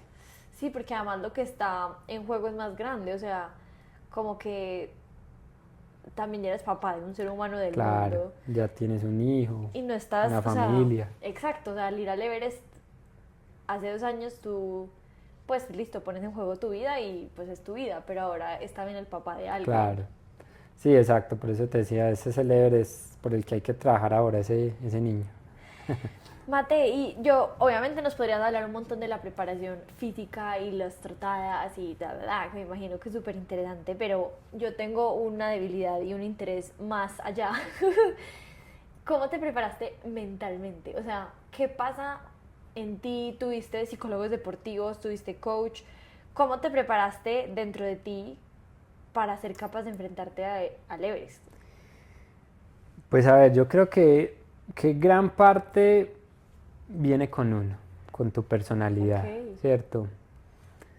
Porque esa preparación mental, sí la puedes entrenar. Por ejemplo, los 20 y punta de años que he ido a la montaña es un entrenamiento mental, ¿cierto? Porque total. ya sabes qué es el frío, la primera vez tú quieres salir huyendo de la montaña corriendo, pero ya después de muchos años tú sabes que eso pasa en unos días, que después disfrutas más la cama. Entonces eso hace parte de la preparación mental, ¿cierto? Como la experiencia que hayas tenido en las montañas, pero yo creo que lo más importante viene con uno de nacimiento, o sea, como ser tranquilo, ser capaz de vencer sus miedos y más que eso es tener confianza en ti mismo, tener confianza, tener motivación. ¿Por qué yo subí el Everest? Porque yo siempre creí que era capaz. ¿Por qué lo subí así? Por eso. En estos días me preguntaba Lili que por qué creía yo que era capaz de subir el Everest. Y yo, porque yo sabía que podía. O sea, y sí, asaltan dudas y mil Miedos. tropiezos y miedos.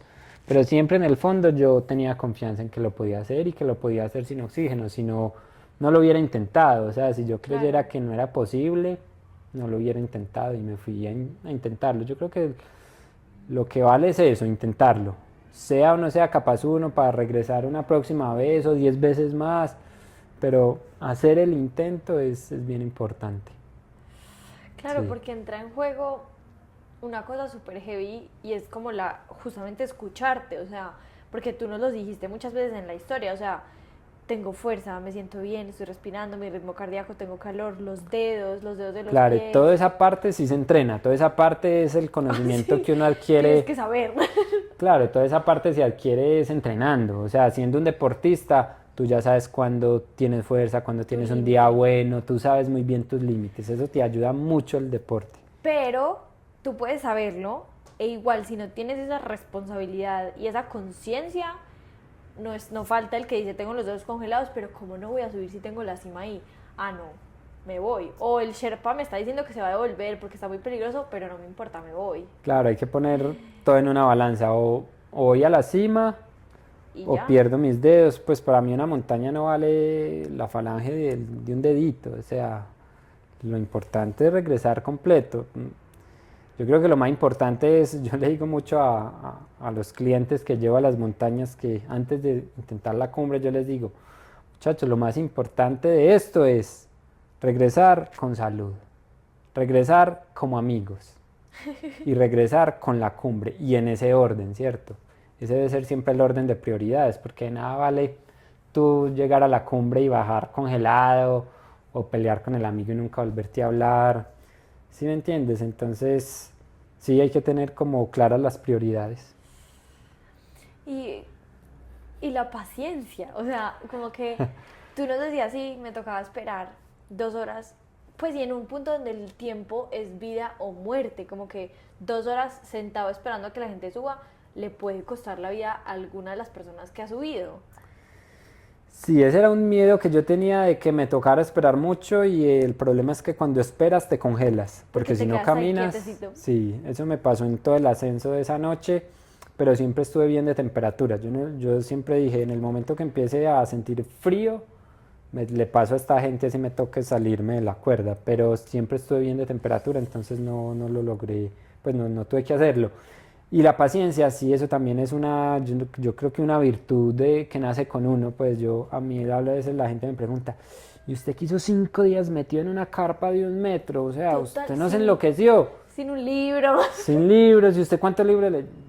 Nada, no, nada. ¿Qué hice? Nada, yo miraba la nieve, meditaba, Esperaba. pensaba, esperaba, porque es que eso es la montaña, darse cuenta de otras cosas y para qué vas a la montaña, o bueno, yo no voy a juzgar eso, todos vamos con objetivos diferentes, pero si yo voy a la montaña también me quiero deshacer un poquito de lo que estoy viendo acá, entonces no me voy a escuchar música todo el día y a leer y a jugar cosas, no, me voy a vivir otra experiencia diferente, por eso te decía, suena muy cliché, pero eso es un viaje interior, o sea, el montañismo piensas otras cosas, te escuchas, sientes tus miedos, los superas, entonces para mí es fácil estar en una carpa días ahí sin hacer nada porque el paisaje es hermoso, ves como pasan las nubes, ves como para el sol, ves como la nieve hace figuras, uno descubre un montón de Wow. cosas.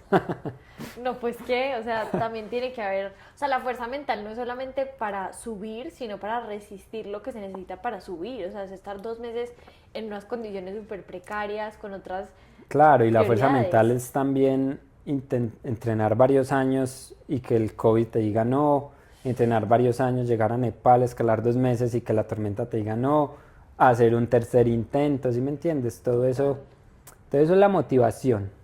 Sí, es algo, en estos días he escuchado que las personas que logran cosas no es porque quieren, sino porque tienen, o sea, es como que tú no querías subir al Everest, tú tenías que subir, o sea, era como una cosa dentro de ti que te pedía que lo hicieras, que no podías estar tranquilo hasta que no lo lograras, o lo Sí, de intentaras lo alguna manera suficiente. sí, o sea, yo creo que todos somos diferentes, pero hay personas, y tal vez como yo, que nos marcamos un objetivo y trabajamos muy juiciosos por ese objetivo.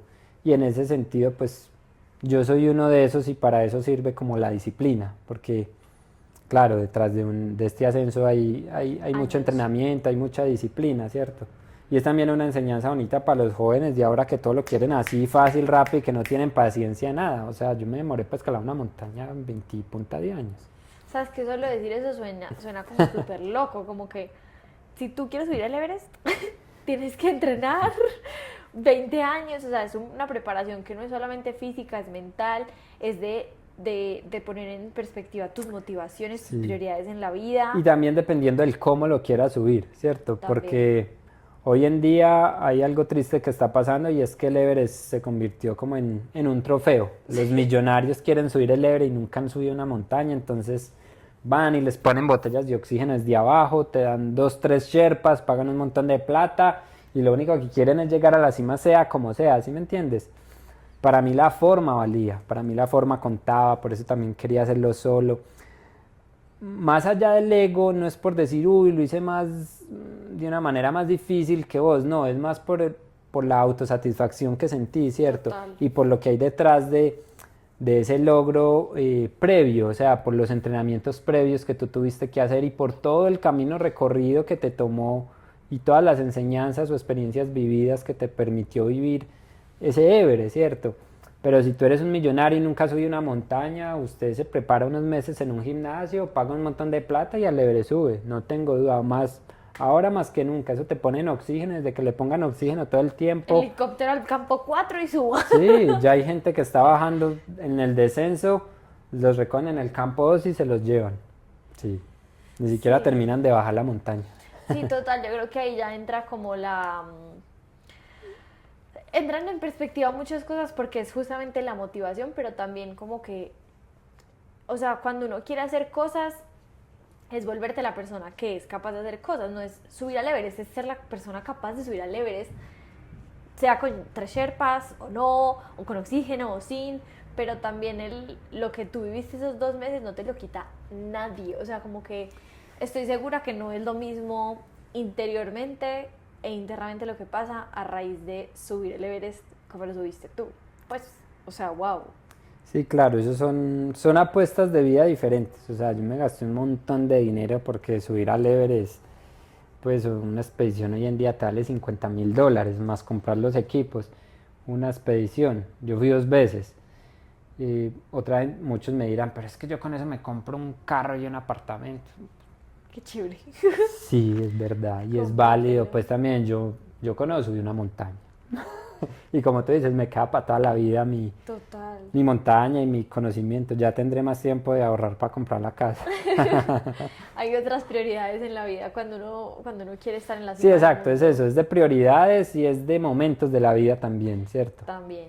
Es de momentos. Y si comparáramos el Mateo antes del 2021, que fue la primera vez que fuiste, y el Mateo de hoy, ¿qué ha cambiado en ti? No sé, tal vez muy poco. ¿O No te sé. falta ponerle luz a lo que ha cambiado?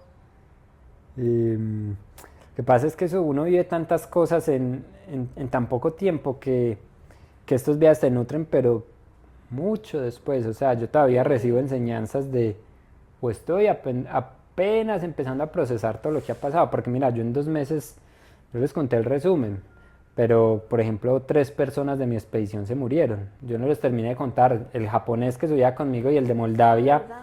Ellos, el japonés parece que sí llegó, yo no lo vi al campo 4, intentó hacer cima y se devolvió por los vientos, y el chico de Moldavia, él murió. Él murió porque también lo estaba intentando sin oxígeno, y allá en el campo 4 murió de agotamiento. Y otras 2 personas de mi expedición, 8 días después, también con los que yo desayunaba, almorzaba en el campo base, arriba cayeron hacia la zona del Tíbet. Entonces, Se cayeron literal. sí, parece que se soltaron de la cuerda, resbalaron y nunca más los encontraron. Entonces mira que de 10 personas, 3 morir, fueron 17 muertos en esa temporada. Entonces como que llegas a la cima, salvas un Sherpa y se muere, pero después ese resulta que sí está vivo y se mueren otros 3 de tu expedición. Son un montón de cosas vividas. Un mes después, por fin mi esposa en embarazo. ¿Sí me entiendes? Entonces hay tantas cosas vividas en ese 2023 que apenas uno ahora las empieza Total. como a procesar, pero uno sí tiene muchos aprendizajes y yo creo que lo más importante ahora que miro hacia atrás es, pues me siento orgulloso de haber dado el paso, ¿cierto? No de haberlo logrado, sino de haberme lanzado, de haber dicho, bueno, es que, De a haber ver, es que es creído mi en ti. sueño, pues sí, exacto, de haber creído en mí, de haberme cumplido sobre todo. Era mi sueño de hacía muchos años y, y me cumplió a mí. Eso fue lo más importante y de lo que más orgulloso me siento.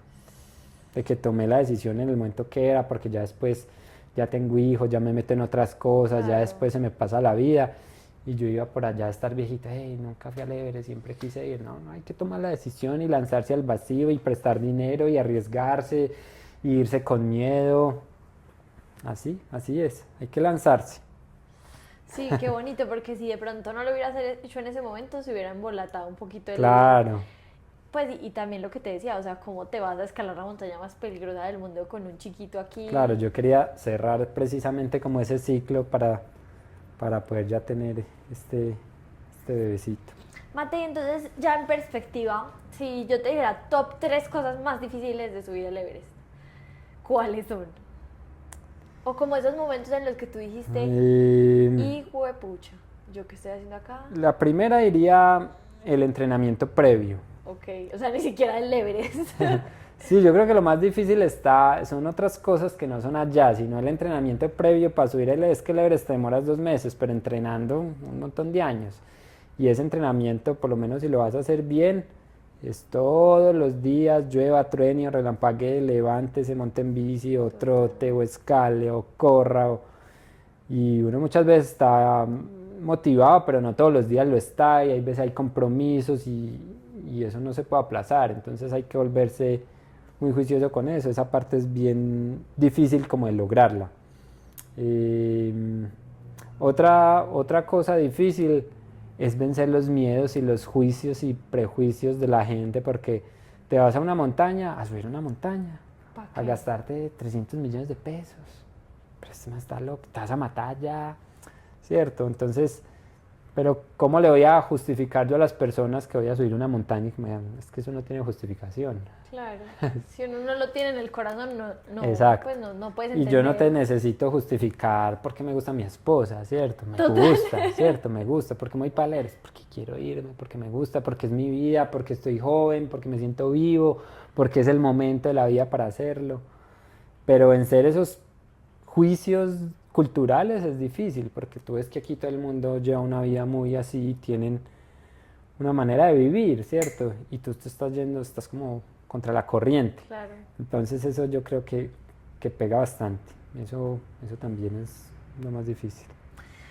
Mate, ya para dar cierre, ¿hubo algún momento de esos 2 meses en los que tú no dudaste, porque me imagino que hubo 100, miles, pero como alguna anécdota que nos quieras contar o algunas en específico, como que donde las cosas se pusieron extra complicadas, donde dudaste demasiado de, pucha, ¿será Hubo que me dos tengo que devolver? momentos, hubo dos momentos claves, ya les conté uno. El El de... primero, el de cuando la chica me puso la mano y me dijo, No no suba. suba, nos estamos devolviendo. Pues yo dije, pero faltan 100 metros, pero también dije, pero si han muerto más de 200 personas en esta montaña, en esta parte, sé que de aquí para arriba me voy a encontrar tal vez 8 cuerpos muertos. Entonces eso te ponía a dudar, porque todos me miraron, todos se devolvían, esas personas también seguramente entrenaron años, pagaron el mismo dinero o más, iban con la misma ilusión, llevan allá 2 meses y tomaron la sabia decisión de volverse. Entonces eso te hace dudar. Total. Y yo ahí lo pensé y dije, güey, pucha, no, listo, me devuelvo. Pero después dije, no, ¿yo por qué me voy a volver si yo estoy bien? Yo tengo calor y tengo energía. No, no, no, yo sigo.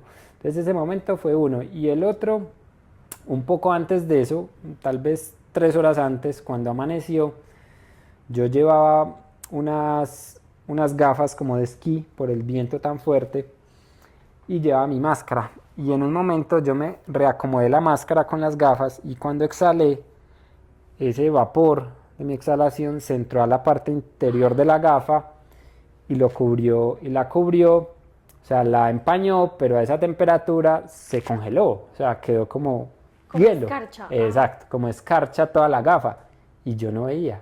¿Y cómo se quita pues uno eso para limpiarlo? No es opción. Claro, primero eso no hay cómo limpiarlo, ¿cierto? Y segundo, escalar sin gafas se te pueden congelar los ojos. Hay mucha Claro, gente que ha los muerto párpados. porque se le congelan los ojos literalmente y pierde la visión y ya quedan ciegos. Entonces yo sabía que no me podía quitar las gafas mucho rato.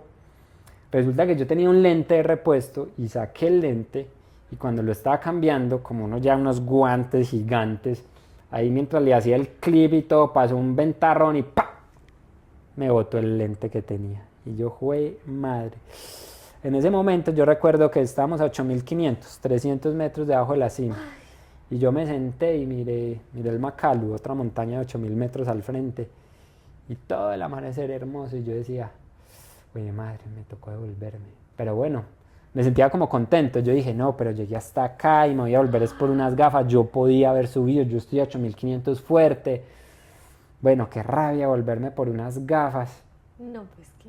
Y yo decía, pero no, ¿cómo me voy a volver? Y me acordé que yo llevaba unas gafas de repuesto. Lo único que yo llevé, porque para la cima tú llevas todo puesto, tú no llevas nada, tú llevas 1 litro de agua, yo llevaba 1,5 litros en realidad, unos geles energéticos y unas gafas. Eso era todo lo que yo llevaba de repuesto. Y me acordé que llevaba mis gafitas pequeñas, ya no eran unas gafas de esquí, de tormenta, sino unas gafas pequeñas de montañismo. Y yo dije, pues yo tengo las gafas ahí. Pero era que con eso me arriesgo, ¿no? Yo las aprieto porque las gafas son cubiertas por acá por los lados. ¿Como Entonces, de piscina o qué? Pues, más o menos, no pues, tanto, pero sí protegen por acá. Yo no me las aprieto duro y no me entra el viento. Y las saqué y claro, para ahorrar peso yo no les había echado estuche, entonces estaban congeladas también. Pero cogí las gafas y dije, no, yo por unas gafas no me voy a volver. Y me abrí las chaquetas y me las metí en el estómago un rato. calentarla. Y las dejé ahí un ratico hasta que se descongelaron. Y le logré quitar la escarchita como pude. Y me las puse y para arriba. Pero ese fue tal vez el momento que yo Pues en el momento que miré las montañas dije, me voy a devolver porque Voy a son tener mis que ojos. devolver. Pero después dije, no, jue madre, aquí tengo las gafas. Eso casi me vuelvo. Y qué tenaz hubiera sido devolverte, pues literal, por una fuguita de vapor. Por eso te decía que cualquier detalle te hace perder la cumbre o la vida. Total. Entonces, el guante mal puesto, quitarte el guante un minuto para hacer un movimiento, algo para abrirte el cierre, sacarte un gel, más del tiempo Se que te se te puede vuela. coger las manos o se te vuela, como le pasó seguramente al que yo ayudé, porque los guantes tienen como un cordón que uno cuando se lo quita, él debe quedar colgando de acá. Y muchas veces la gente se lo quita, se lo pone acá un momentico y de pronto abren la mano y ahí perdió la mano o los dedos o la cima. Entonces, cualquier detallito es importante. Sí, por eso tú tampoco estabas como en modo disfrutar, sino que Claro, estabas en modo, en modo supervivencia. o sea, que esté bien puesto, o sea, amarrarse bien los zapatos, todo es de Cualquier vida o detalle, muerte. así es. Wow, Mate, estoy como demasiado conmovida con la historia porque es algo que uno escucha desde que es chiquito, como el Everest, pero lo que les digo, cuando yo empecé a ver las fotos de tu Instagram y videos como tú en una carpita, pues como de 1 metro, y muestras las tormentas afuera, como que yo no me lo imaginaba y yo creo que la gente que está viendo esto tampoco. O sea, les vamos a dejar algunas foticos como acá en el video de YouTube, pero también vayan al Instagram de Mate. Como siempre se los vamos a dejar abajo y al final del video vuelve a aparecer. Pues para que en serio vean las condiciones, no solamente del Everest, sino también otros lugares. O sea, como que se siente para ti, ya para que cerremos, haber hecho una de las cosas más difíciles en el mundo. O sea, ¿qué hay más difícil que subir el Everest sin oxígeno y sin ayuda? Ser Eso papá. depende de cada... Sí, llevo un año sin dormir. Más que esos 2 meses de dormir en hielo. No, que siento eso, yo creo que eso es como un parto, le digo yo a mi esposa. Ok. Sí, porque de alguna manera era mucha energía puesta en ese proyecto durante muchos años y haber subido se siente como un descanso, como, uy, qué bueno. O Qué sea, chulé. sí, como lo tuve, fue mi sueño, lo logré, sentí una gratitud, felicidad. Sí, como te decía ahorita, me siento orgulloso de haberme cumplido a mí, pues, ese sueño. Entonces, sí, es como un descanso, porque la energía cambia. La energía cambia, fue todo el tiempo como enfocado en eso, todos los días, el entrenamiento, y ahora, no, ahora eso ya pasó. Entonces, ¡fu! Como que tuve ese bebé, Ok. un parto. Pero también eres, o sea, parte de un muy selecto grupo del mundo. O sea, como que eres el, o sea, es que solamente decir eso, o sea, eres el único colombiano que ha subido al Everest sin expedición, solo, sin oxígeno. O sea, ¿qué se siente? Cuando yo digo eso, ¿qué sientes dentro de ti? Pues eso es, lo que pasa es que lo que te decía un poquito ahorita, eso es también como un poco ego, mientras que uno empiece a compararse con los otros, Ok. como yo subí así, el otro asá, cuál es, pues, uno finalmente no es más ni menos por subir Ah, no, conos, total. sino, Pero no lo o digo llegar a como la cima o por ser no. más o ser menos, sino como que No, yo me siento eres orgulloso solo tú. sí, yo me siento orgulloso de haber cumplido mi reto, porque mi reto era ese siempre desde el principio. A veces me preguntan, bueno, ¿y usted cuándo decidió sin oxígeno? Sin oxígeno siempre. O sea, desde que yo me lo imaginé, siempre dije, yo voy a subir, pero sin oxígeno, y por eso me voy a entrenar. Pues bien, entonces nada, me da orgullo de poder haberme cumplido ese reto que me puse. Wow. Definitivamente, o sea, me quitó el sombrero, mis respetos. Gracias. Qué bonito sentir como, porque sí, al fin y al cabo te digo como eso del único colombiano, no como, ah, los otros son unos bobos, no, sino como el, o sea, qué tan difícil es lo que hiciste que solamente tú lo has hecho en Colombia, como que, wow. Claro, y los otros, los que abrieron el camino, por ejemplo, yo en el 2023, los que subieron por ejemplo en el 2001. Sin Es tecnología, sin claro, la nada. tecnología era muy diferente, los equipos no eran tan buenos, ahora la montaña está muy equipada, es mucho más fácil. O los que subieron en los años Ah, 50, pues con unas botas de nada, una ropita de lana, esta gente sí que era tesa. sí, total también. Sí, entonces no, yo creo que no es entrar a compararse, todos han sido buenos en su momento. Tienes toda la razón, qué lindo mensaje.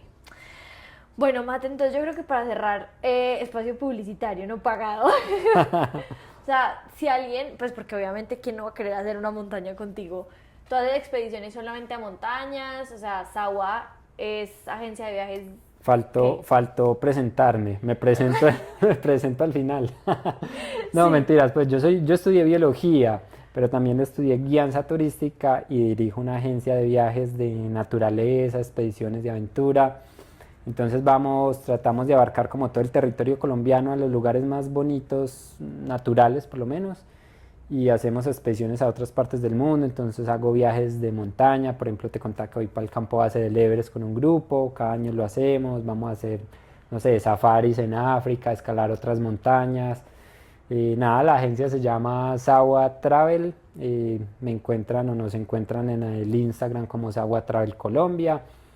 Nada, ahí tenemos una página web donde pueden ver como todas nuestras expediciones, lugares bonitos por descubrir que tiene este país. Y nada, la invitación es a eso, a que viajen por este hermoso planeta que tenemos, país primero que todo, que tenemos, somos el segundo país más biodiverso del planeta y la gente ni lo sabe o no viaja por Colombia, pero aquí tenemos cosas hermosas, entonces que se animen a viajar a descubrir este territorio tan bonito. Y si necesitan una agencia, Laura. Exactamente. Y si alguien, por alguna razón, alguien que quiere subir el Everest escuchó este episodio, ¿se puede poner en contacto contigo? ¿Ayudas a personas a prepararse o no? Sí, claro que sí. De hecho, ahora estoy en el proyecto Siete Cumbres, que es escalar el pico más alto de cada continente, incluidos los dos hemisferios. Entonces, después del Everest fui al Kilimanjaro, que es la montaña más alta de África. Fui a la Concagua, que es la más alta de América, está en Argentina. Y ahora en 2 meses voy para el Monte Denali en Alaska, que es la montaña más alta de Norteamérica. ¡Wow! Y en ese proyecto de las 7 cumbres, pues hay gente que se me une, entonces yo los guío, hago como el doble propósito, les hago la guianza y a la vez escalo la montaña. Entonces ahora para el Denali vamos 5 personas en total. Excelente. Y bueno, para el campo hace el Everest o para el Everest, pero claro que sí me pueden escribir para cualquier asesoría que necesite. Me encanta, sí, porque quién quita. Pues yo no, pero no es como mi tipo de plan. Pero me parece lo máximo, pues, y qué honor que nos hayas contado tu historia, Mate. Muchísimas gracias por venir, por abrir tu vulnerabilidad, tu historia y tantos retos que te encontraste en el camino. Gracias a ti, Susi, por esta invitación, por interesarte en mi historia. Y bueno, nada, atento ahí para las preguntas que salgan. Claro que sí, si tienen algunas preguntas lo pueden igual dejar en los comentarios o le pueden escribir a Mate siempre. Me parece lo máximo tener historias donde todo se pone en perspectiva como en esta. Entonces, otra vez muchísimas gracias por venir. Y eso sería todo por el episodio de hoy. Nos vemos el próximo miércoles en el siguiente episodio.